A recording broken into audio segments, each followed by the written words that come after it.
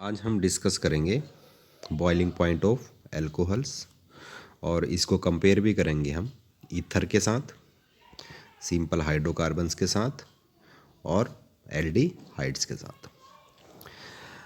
आपको ये बात पता होनी चाहिए कि जो बॉइलिंग पॉइंट है वो डिपेंड करते हैं वंडर वाल फोर्सेस पर, और जो वंडर वाल फोर्सेस हैं वो डिपेंड करते हैं number of carbon atoms in the molecule and branching in the molecule. इन दोनों पॉइंट्स को हम डिटेल में आगे डिस्कस करेंगे।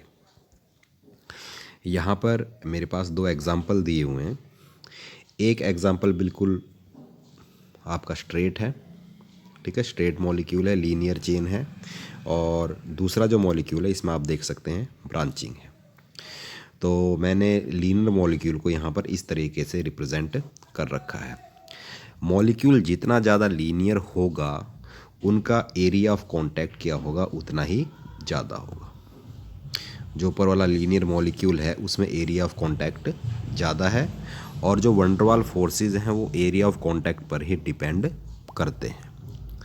लेकिन अगर मैं नीचे वाले मॉलिक्यूल की बात करूं तो ब्रांचिंग होने के कारण इनका जो सरफेस एरिया होगा जो आपस में कांटेक्ट में आएगा वो कैसा होगा, बहुत कम। यहाँ पर आप देख सकते हो जो नीचे वाला मॉलिक्यूल है उसमें जो सरफेस एरिया एक दूसरे के कांटेक्ट में आ रहा है वो बहुत कम आ रहा है, जिसके कारण वंडर वाल फोर्सेस का मैग्नीट्यूड क्या हो जाएगा, घट जाएगा। और जो आपका दूसरा मॉलिक्यूल है इसका जो बॉइलिंग पॉइंट होगा वो लेस होगा, और जो पहले वाला मॉलिक्यूल है उसका बॉइलिंग पॉइंट कैसा होगा, ज़्यादा होगा। अब यहाँ पर मेरे पास एक और एग्जांपल है। इसमें आप देखिए जब मैं ऊपर से नीचे की तरफ जा रहा हूँ तो एक एक कार्बन एटम बढ़ रहा है, ठीक है। ये मिथेनॉल है, इथेनॉल है, प्रोपेनॉल है और ब्यूटेनॉल है। उसी तरह से जैसे हमने अभी पहले डिस्कस किया था, जितना बड़ा मॉलिक्यूल का साइज़ होगा उतना ही ज़्यादा क्या होगा, उसमें एरिया ऑफ कांटेक्ट होगा, ठीक है। और जितना कम साइज़ होगा उतना ही एरिया ऑफ कांटेक्ट कम होगा। तो इसमें वंडर वाल फोर्सेस लेस होंगे, ठीक है। और ये पहले वाला जो एग्जांपल है इसमें ज़्यादा होंगे।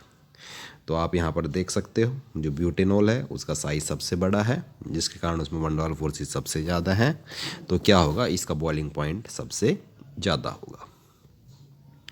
अब यहाँ पर आपको ब्रांचिंग दी हुई है, ठीक है। इन मॉलिक्यूल को मैं रिप्रेजेंट कर रहा हूँ बाय 1, 2 एंड 3। तो हमने अभी अभी डिस्कस किया था जितनी ज़्यादा ब्रांचिंग होगी एरिया ऑफ कांटेक्ट उतना कम होगा, वंडर वाल फोर्सेस उतने कम होंगे और बॉइलिंग पॉइंट भी कम होगा। तो इसमें जो सबसे कम बॉइलिंग पॉइंट होगा वो किसका होगा, थर्ड मॉलिक्यूल का, ठीक है, क्योंकि इसमें क्या है, मैक्सिमम ब्रांचिंग है, ठीक है।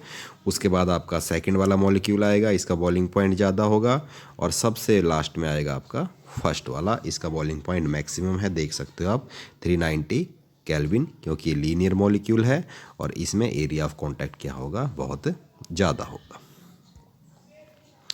अब चलिए एग्जाम्पल ले लेते हैं।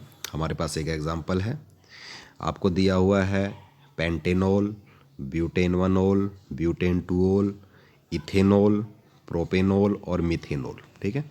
आपने इनको अरेंज करना है in order of increasing boiling point. मैं इनको नंबर दे देता हूँ 1, 2, 3, 4, 5 और 6, ठीक है। सबसे जो छोटा साइज़ है वो है मिथेनॉल का, जिसके कारण इसका बॉइलिंग पॉइंट होगा सबसे कम। तो सबसे पहले आएगा नंबर 6। मिथेनॉल के बाद आएगा इथेनॉल, ठीक है। इथेनॉल का नंबर है आपका 4। इथेनॉल के बाद आएगा आपका प्रोपेनॉल। ये जैसे जैसे साइज़ बढ़ रहा है वंडर वाल फोर्सेस भी बढ़ रहे हैं, तो नंबर 5 आएगा, ठीक है। उसके बाद नंबर 2 और नंबर 3, इसमें आप देखो कि जो नंबर 2 और नंबर 3 हैं, नंबर 2 तो है आपका ब्यूटेन-1-ऑल और नंबर 3 है ब्यूटेन-2-ऑल। तो आप देख सकते हो जो थर्ड मॉलिक्यूल है इसमें ब्रांचिंग है, ठीक है। OH है ब्रांचिंग में, जिसके कारण वंडर वाल फोर्सेस का मैग्नीट्यूड क्या हो जाएगा, कम हो जाएगा, ठीक है। जिससे जो थर्ड मॉलिक्यूल है इसका बॉइलिंग पॉइंट कम हो जाएगा, ठीक है। तो इसके बाद आएगा नंबर 3, फिर आएगा आपका नंबर 2 और लास्ट में आएगा नंबर 1, पेंटेन 1 ओल, क्योंकि इसका साइज़ क्या है, सबसे बड़ा है। उसके बाद आते हैं आपके पेंटेन 1 ओल, एन ब्यूटेन, पेंटेनल और इथोक्सी इथेन। इनको भी नंबर दे देता हूँ 1 2 3 4। तो जो सबसे कम आपका जो बॉइलिंग पॉइंट होगा वो होगा सिंपल हाइड्रोकार्बन का, ठीक है, ब्यूटेन का, एन ब्यूटेन नंबर 2। इसमें होंगे आपके सिंपल कौन से फोर्सेस, वंडरवाल फोर्सेस। इसके बाद जो नंबर आएगा वो आएगा इथोक्सी इथेन का, ठीक है।